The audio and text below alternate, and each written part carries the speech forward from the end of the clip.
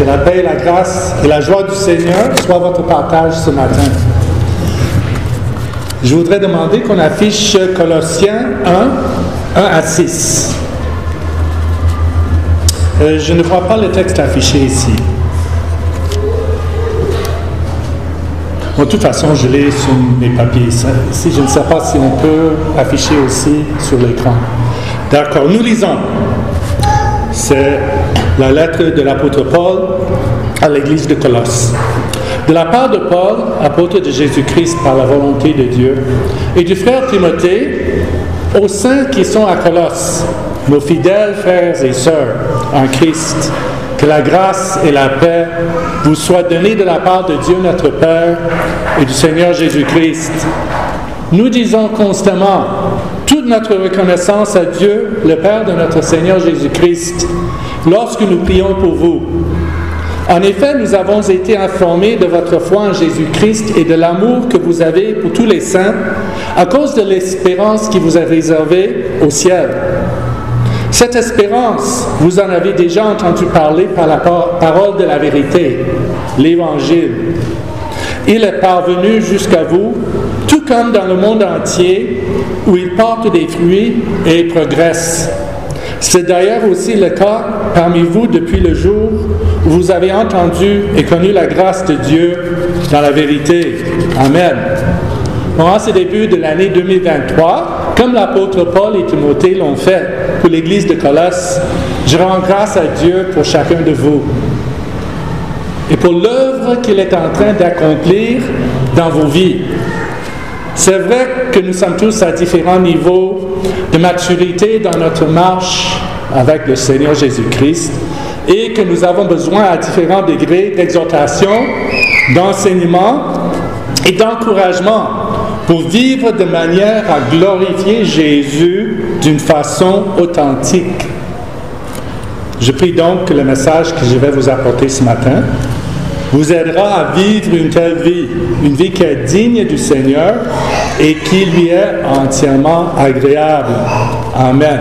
Amen. Bon, notre thème depuis le début du mois de décembre, c'est, comme vous pouvez le voir là-bas, l'incarnation.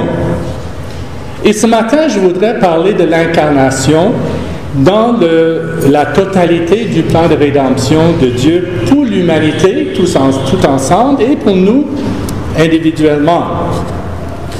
Comme notre frère Brice Ekwala nous l'a rappelé dimanche dernier, l'incarnation, c'est le fait que Dieu est devenu un homme en la personne de son Fils Jésus-Christ.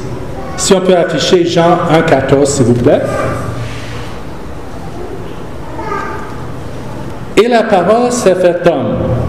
Elle a habité parmi nous, pleine de grâce et de vérité, et nous avons contemplé sa gloire, une gloire comme celle du Fils unique venu du Père. Bon, je crois que nous sommes tellement familiarisés avec cette histoire que nous éprouvons beaucoup de difficultés à en voir toute la splendeur. Et j'ai mentionné ça la dernière fois que j'ai assuré la présidence ici. L'incarnation est quelque chose qui devrait nous émerveiller. Surtout quand nous pensons à ce que ce geste signifiait pour un Dieu créateur, tout-puissant et omniprésent. En Jésus, Dieu est devenu lui-même un homme, un être humain. Et comme le dit The Message, qui est une paraphrase biblique très populaire dans le monde anglophone, et là je traduis de l'anglais, il s'est installé dans le quartier, c'est ce que dit Jean 1,14, tout près, à côté de nous. Dieu lui-même, le créateur de tout, est devenu un bébé. Il s'est soumis à des parents imparfaits. Et il dépendait de Dieu lui-même, il dépendait de ses parents pour satisfaire ses besoins les plus basiques. Manger, s'habiller, changer la couche, etc., etc. Lui qui fait vivre tout ce qu'il a créé et qui satisfait les besoins de toutes ses créatures, il a volontairement accepté d'être totalement dépendant des autres pendant son séjour sur la terre. Jésus, comme un bébé, comme un enfant, a appris à marcher il est certainement tombé. Il a pleuré quand il s'est fait mal. Il a appris à travailler aux côtés de son père menuisier. Il a certainement fait des erreurs techniques. On sait que Jésus n'a jamais péché, mais certainement, il a dû faire des erreurs techniques. C'est comme ça qu'on apprend, n'est-ce pas? Et ce même bébé, pendant 33 ans, a marché parmi nous. Il est devenu un homme. Il s'est donné pour nous. Il est ressuscité des morts. Et il est monté au ciel pour s'asseoir à la droite du Père. Et un jour, il reviendra. Mais pourquoi Dieu s'est-il fait homme? Pourquoi Jésus est-il venu? Bon, je vais essayer de répondre à cette question d'une manière que vous n'avez peut-être jamais entendue avant. Je vais vous référer à un verset de l'Ancien Testament qui a vraiment la cote auprès de beaucoup de chrétiens et même de non-chrétiens. Et il s'agit de Deutéronome 28, 13. On peut l'afficher, s'il vous plaît. Qui dit ceci: « L'Éternel fera de toi la tête et non la queue. Tu seras toujours en haut et jamais en bas. » Combien de vous connaissez ce verset? Vous avez déjà entendu des prédications là-dessus, n'est-ce pas? On va voir de belles affiches, des choses sur Internet. Dieu va faire de toi la tête et non la queue. Tu seras toujours en haut et jamais en bas. Dans ce verset, on le cite souvent comme une promesse de Dieu pour toutes sortes de situations. Que notre enfant soit le premier de sa classe, n'est-ce pas? Que tous nos projets réussissent. Que Dieu nous mette dans des postes de responsabilité et d'autorité. On entend des pasteurs qui le disent haut et fort. Dieu a dit que toi, chrétien, toi qui es assis là, tu seras la tête et non la queue. Et on dit oui. Sauf que, il semble que ce n'est pas là le vrai sens de ce verset. C'est une interprétation très répandue qui ne tient pas compte du contexte dans lequel ce verset se trouve. Il y a sur YouTube un pasteur américain, luthérien, que j'aime écouter, il s'appelle Chris Rosebrough. Bon, il dit que pour interpréter un texte biblique correctement, il y a 3 règles à suivre. La première règle, c'est le contexte. La deuxième règle, c'est le contexte. Et la troisième règle, c'est le contexte. Donc, il va dire contexte, contexte, contexte. Tout dépend du contexte.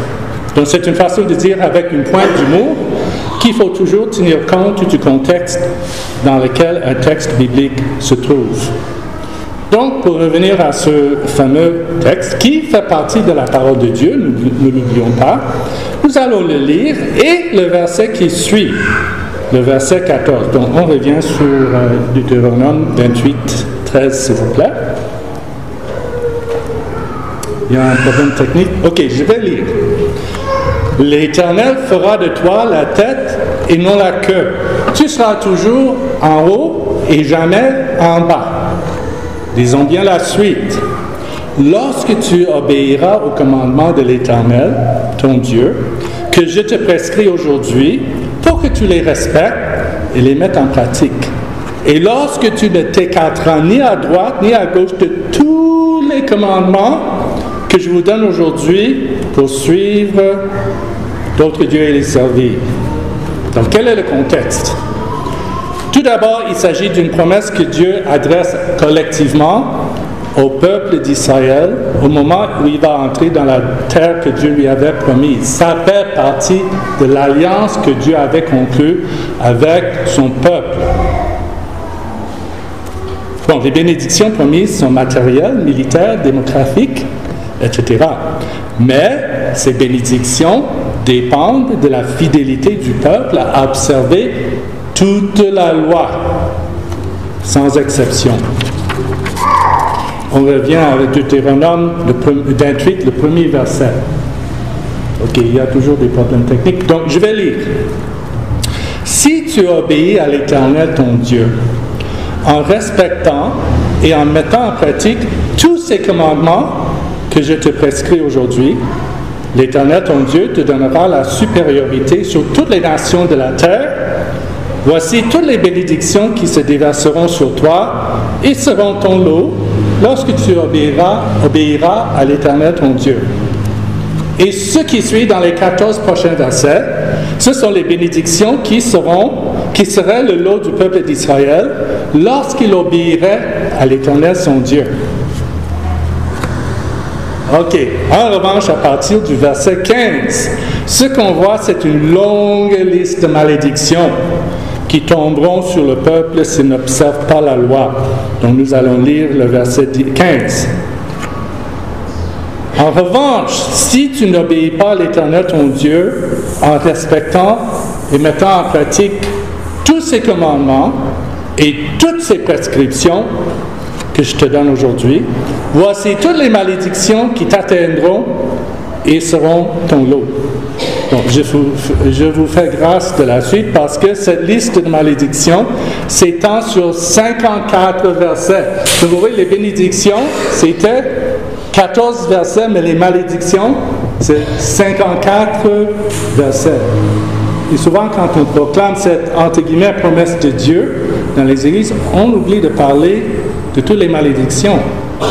Si on néglige d'observer toute la loi. Donc, pour recevoir ces bénédictions et éviter toutes ces malédictions, il faut obéir à toute la loi. Mais ces conditions, elles sont impossibles à faire. Qu'est-ce que notre frère Bruno a dit dans son récit? Notre justice est comme un vêtement souillé. Jacques 2,10 dit ceci. Je n'ai pas donné le verset, ce n'est pas nécessaire d'afficher. Jacques, dans son épître, dans le 2e chapitre, le 10e verset, il dit ceci. La personne qui a obéi à toute la loi, mais qui pêche contre un seul commandement, un seul, est en faute vis-à-vis de l'ensemble. Alors, si on évalue Deutéronome 28, 13, à la lumière de Jacques 2, 10, personne ne peut être la tête, parce que personne ne peut obéir à toute la loi. Lorsque nous regardons l'histoire d'Israël, nous voyons bien son incapacité à obéir à la loi comme il le fallait. À part quelques périodes relativement courtes où le peuple a vraiment suivi le Seigneur et ça dépendait souvent du roi qui régnait à l'époque, le peuple de Dieu est resté rebelle tout au long de son histoire, pendant des siècles, jusqu'à ce que Dieu l'envoie en exil en Babylone à la fin de l'Ancien Testament. Donc l'obéissance à la loi ne peut pas et ne pourra jamais nous justifier devant Dieu. Parce que nous sommes incapables d'obéir à toute la loi. Ce que la loi fait, et quand on parle de la loi, c'est l'ancienne alliance, c'est l'alliance que Dieu avait conclue avec son peuple. Ça nous montre à quel point nous sommes privés de la gloire de Dieu. Elle nous donne la connaissance du péché et réveille en nous le péché. Paul dit dans Romains 7, 7 et 8, on peut afficher s'il vous plaît, Romains 7, 7 et 8.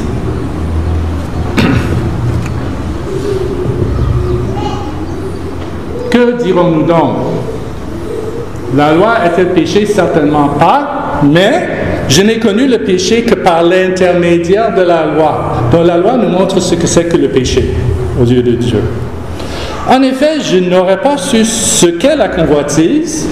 La loi dit, c'est un des commandements, tu ne convoiteras pas, n'est-ce pas? Je n'aurais jamais su ce que c'est que la convoitise si la loi n'avait pas dit, tu ne convoiteras pas.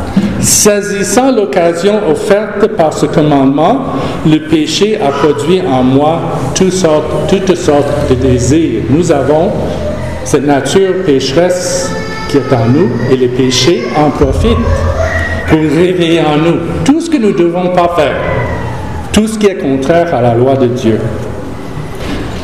La loi nous montre que nous avons besoin d'un sauveur. Elle nous montre que chaque jour, nous avons besoin de la grâce et du pardon qui viennent de Dieu le Père grâce au sacrifice de Jésus-Christ.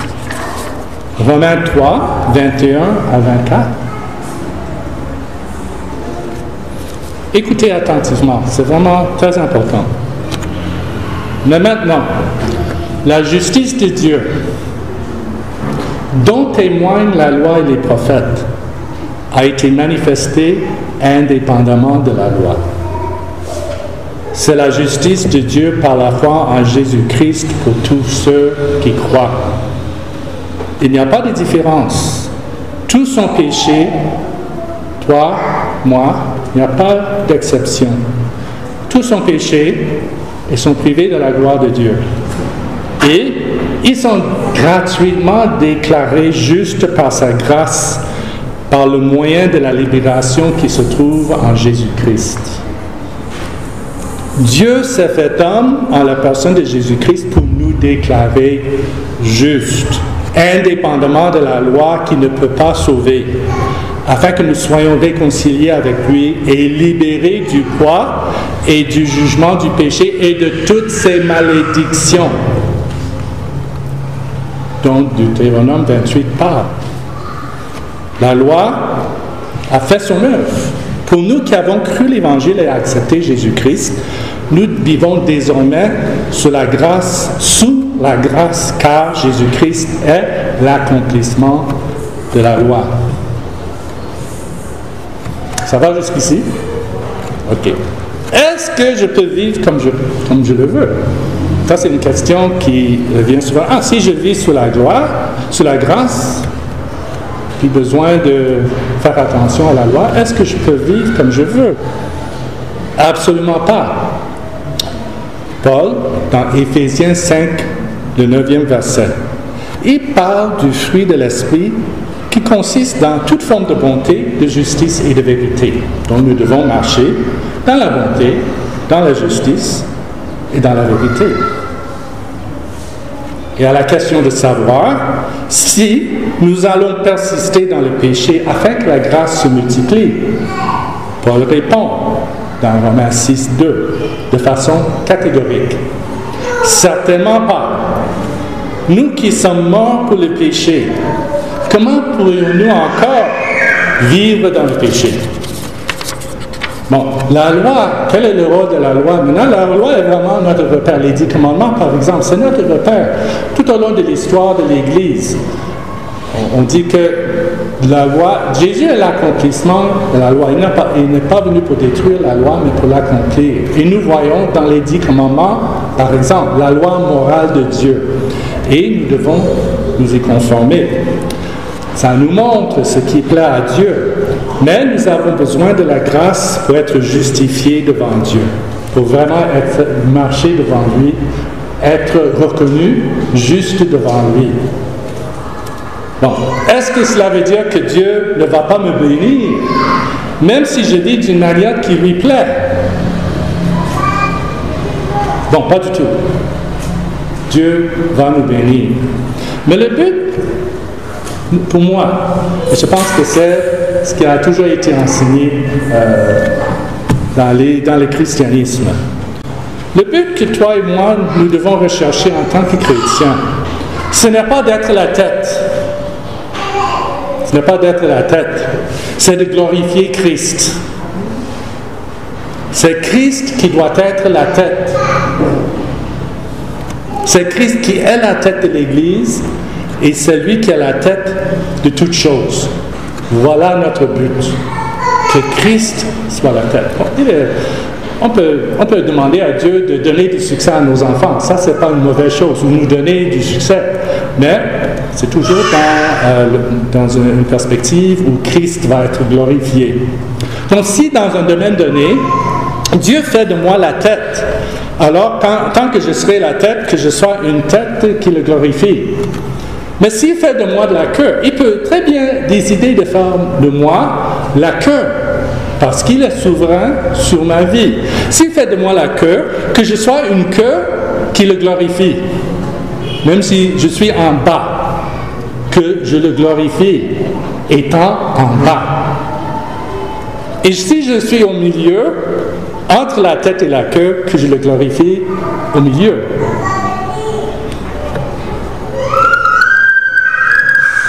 N'oublions pas, mes frères et mes sœurs, qu'il y a autour de nous beaucoup de nos frères et de nos sœurs qui souffrent.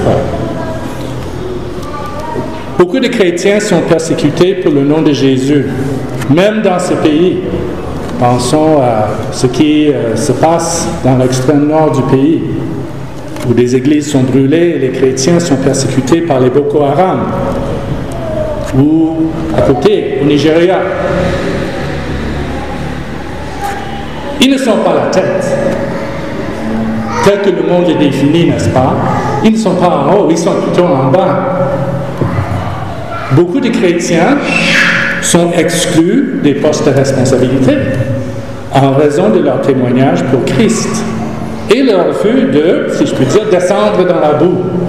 Ils veulent à tout prix préserver leur intégrité chrétienne.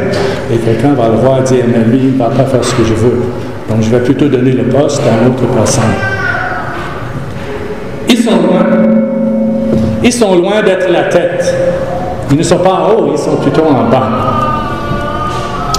Et n'oublions pas non plus que beaucoup de nos frères et sœurs, pour des raisons physiques, mentales et autres, n'ont tout simplement pas la capacité d'être la tête, selon la définition du monde. Mais est-ce qu'ils ont moins de valeur aux yeux de Dieu? Absolument pas. Parce qu'ils sont en Christ. Et Dieu a préparé pour eux de belles œuvres à faire selon leur capacité. Même s'ils sont la queue, entre guillemets. Mais Christ, qui est la vraie tête, est glorifié dans leur vie. L'incarnation, le fait que Dieu s'est fait chair et a vécu parmi nous, trouve toute sa place dans le plan de Dieu pour nous libérer des malédictions de Deutéronome 28. Et de ces malédictions qui viennent de notre incapacité à obéir à la loi. Et la plus grande de ces malédictions, c'est d'être jugé par Dieu et être séparé de lui pour l'éternité, pour ceux qui ne sont pas en Christ. Dieu a accompli cela par le sacrifice de son Fils. En fait, le sacrifice de lui-même pour notre nature rebelle et pécheresse et par sa résurrection. Et comme le frère Brice nous l'a dit dimanche dernier, l'incarnation doit nous amener à la repentance, une vraie repentance, à une foi authentique en Jésus-Christ, une foi qui va chercher à faire de lui la tête de notre vie. Je voudrais maintenant dire quelques mots sur l'ascension. L'ascension, ça c'est le fait que Jésus, après sa résurrection, il est monté au ciel. On lit ça dans le livre, au début du livre des Actes. Ça a suivi la résurrection. C'est le moment où Jésus est monté au ciel pour prendre la place qui lui revient à la droite du Père. Et j'y trouve un grand réconfort parce que cela me rappelle que l'œuvre de Jésus n'a pas pris fin lorsqu'il a quitté la terre. Elle continue jusqu'à ce jour. Et c'est son œuvre qui me permet de persévérer dans ma marche, qui va nous permettre de persévérer dans notre marche avec lui. Et cette marche consiste à vivre d'une manière qui est digne de lui et qui lui plaît entièrement. Ça vient de la lettre aux Colossiens. Donc je voudrais vous rappeler quelques vérités. La première, c'est que Jésus est notre souverain grand prêtre. On peut afficher Hébreux 4, 14 à 16, s'il vous plaît. Jules Marcel a déjà cité ce texte ce matin.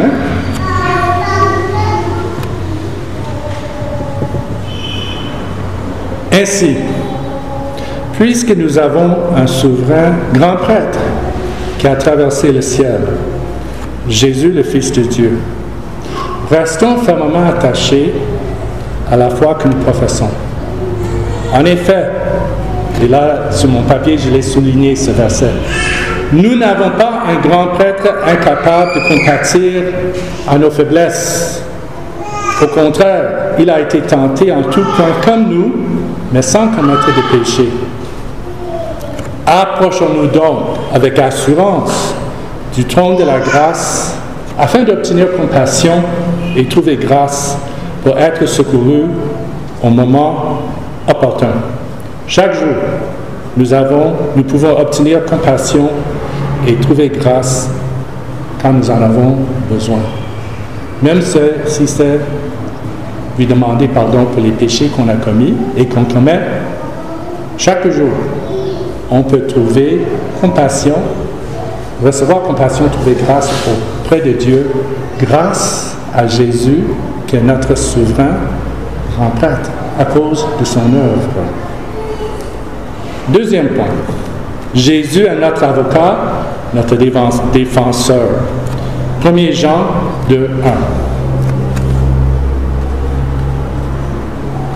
1. Mes petits enfants, donc c'est Jean qui écrit, je vous écris cela afin que vous ne péchiez pas. Ah, vous voyez, là, donc, pas question de pécher.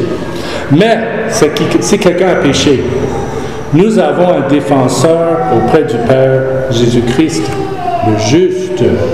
C'est sa justice que nous portons. Jésus est notre défenseur. Il plaide pour nous.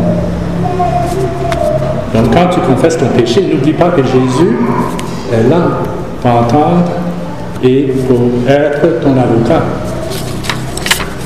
Troisième point. Dieu est fidèle et juste pour nous pardonner. Si on peut afficher 1 Jean 1,9. Si nous reconnaissons nos péchés, il est fidèle et juste pour nous les pardonner et pour nous purifier de tout mal. Nous allons commettre des péchés. On peut bien parler de faiblesse et d'imperfection. Mais appelons un chat un chat. Le péché, c'est une offense contre Dieu. Nous continuons à commettre ces offenses parce que nous sommes toujours dans notre chair, même si l'Esprit habite en nous, qui nous aide à grandir dans la sainteté. Mais on va toujours lutter avec cette réalité qui est en nous.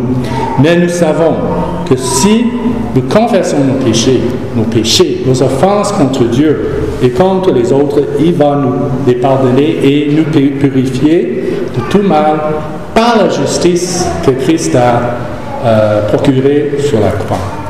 Et voilà pourquoi, chaque dimanche, nous prenons quelques moments pour confesser nos péchés et recevoir le pardon que Dieu nous donne généreusement en Jésus-Christ. Et moi, j'aimerais nous encourager, pendant ces moments de confession de nos péchés, pas seulement demander à Dieu, pas seulement confesser nos péchés et lui demander de nous aider, mais vraiment de recevoir le pardon qu'il nous a promis. De nous dire, on est pardonné. Et ça va nous donner une très grande confiance dans notre marche de Dieu. Et il va faire porter en nous ce qui est appelé le fruit de la repentance. Donc tout ce qui lui plaît. L'Évangile, la bonne nouvelle que Jésus est mort pour nos péchés, n'est pas une bonne nouvelle pour le non-croyant seulement. C'est une bonne nouvelle pour le croyant aussi. Chaque jour, c'est la bonne nouvelle que nous devons entendre. Prochain point, nous pouvons compter sur lui pour nous garder. Jude 24 dit ceci. À celui qui peut vous garder de toute chute et vous faire paraître devant sa gloire irréprochable et dans l'allégresse. Il est capable de nous garder. Et le dernier point que je vais mentionner ici, Dieu nous a donné tout ce dont nous avons besoin. 2 Pierre 1,3. Sa divine puissance nous a donné tout ce qui est nécessaire à la vie et à la piété en nous faisant connaître celui qui nous a appelés par sa propre gloire et par sa force. Et je peux vous garantir que cette liste n'est pas exhaustive. Voilà les bienfaits que nous recevons du fait que Jésus est à la droite du Père. Il intercède pour nous. Il est pour nous. Nous ne sommes pas abandonnés à nous-mêmes. Jésus est monté au ciel et la parole de Dieu nous promet aussi qu'un jour, il reviendra pour établir son royaume éternel.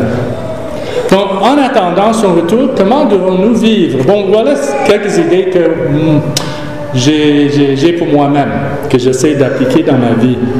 Je les partage avec vous. Donc, pour nous qui avons accepté Jésus, soyons en paix. Soyons dans la paix. Parce qu'il est pour nous et nous ne sommes pas abandonnés à nous-mêmes. Lisons la parole de Dieu parce que c'est en elle que nous voyons ce qui plaît à Dieu Et ce qu'il a fait est fait pour nous. Ok, troisième chose. Renonçons aux œuvres de la nature humaine. On ne peut pas vivre comme on veut, comme bon nous semble. Nous devons renoncer aux œuvres de la nature humaine et on va afficher un texte que je trouve vraiment très riche. Ça commence Galates 5 à partir du verset 19. Ok. Les œuvres de la nature humaine sont évidentes. Ce sont,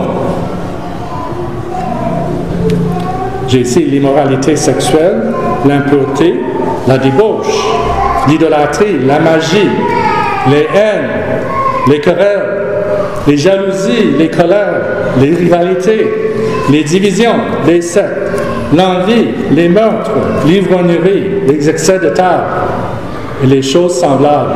Ce sont des choses qu'on voit autour de nous tous les jours, n'est-ce pas? Je vous préviens, comme je l'ai déjà fait, ceux qui ont un tel comportement n'hériteront pas du royaume de Dieu. Donc, demandons à Dieu d'œuvrer en nous, par le Saint-Esprit qu'il a envoyé, vivre en nous pour porter le fruit de l'Esprit. Donc, c'est dans le verset 22. On voit la liste du fruit de l'Esprit. Quel est le fruit de l'Esprit? L'amour, la paix, la joie, la patience, la bonté, la bienveillance, la foi, certaines traductions disent la fidélité, la douceur et la maîtrise de toi. Pardon, la maîtrise de soi, bon, la maîtrise de toi, mais la maîtrise de moi. C'est pas faux. OK? Et le verset 23 d'enchaîner, contre de telles attitudes, il n'y a pas de loi. Contre de telles attitudes, il n'y a pas de loi. Demeurons en Jésus et demandez-lui de demeurer en nous. Jean 15, 5. Voici ce que Jésus a dit. Jean 15, 5. Il a dit, je suis le cep, vous êtes les sarments. Celui qui demeure en moi et en qui je demeure porte beaucoup de fruits, car sans moi, vous ne pouvez rien faire. Donc ça va dans les deux sens. Je demeure en lui, il demeure en moi. Donc je dois chaque jour reconnaître ma totale dépendance de lui. Et le dernier point que je vais partager avec vous ce matin, faisons les bonnes œuvres que Dieu a préparées d'avance afin que nous les pratiquions. Ces bonnes œuvres qu'il a préparées, que ce soit ici à l'église, mais chez nous, dans nos foyers, au quartier, dans notre lieu de service, partout où Dieu peut te placer, il a préparé pour toi en Christ de bonnes œuvres, des œuvres bonnes que tu vas pratiquer. Donc, faisons attention, faisons ces œuvres. Je vais partager juste une chose, comme il me reste un peu de temps, ce que je considère comme étant une bonne œuvre qu'une sœur en Christ a faite pour moi, là dans mon lieu de service à la CIV. Donc j'avais un paquet que je voulais envoyer à un frère à Limbé. Et tu en parlais au travail l'autre jour. Est-ce que tu connais l'agence Lusango? Oui, je la connais bien. Tu as déjà utilisé leur service courrier? Oui, je l'utilise souvent. Ah! Bon, j'ai un paquet à envoyer à Limbé. Elle m'a dit qu'elle devait envoyer des lettres. Elle devait y aller le lendemain pour envoyer des lettres à Limbé ou à Bouya. Ah, tu peux m'aider, tu peux aussi prendre le paquet? Elle a dit oui. Donc, je lui remets le paquet, 1000 francs pour les frais de livraison. Bon, ce matin, je lui ai demandé, est-ce que tu as pu déposer le paquet déjà en Vannes, à l'agence Musango en Vannes? Elle a dit oui, elle avait fait hier, mais elle n'avait pas les coordonnées du récipiendaire du paquet qu'elle devait envoyer. Mais elle est allée quand même déposer mon paquet.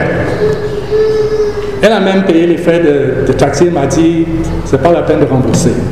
Et moi, voilà le genre de bonnes œuvres qu'on peut faire pour les autres personnes. Ça peut sembler petit, mais quand même c'est grand. Ça m'a beaucoup touché. Parce qu'il y a une chose que je demande à Dieu.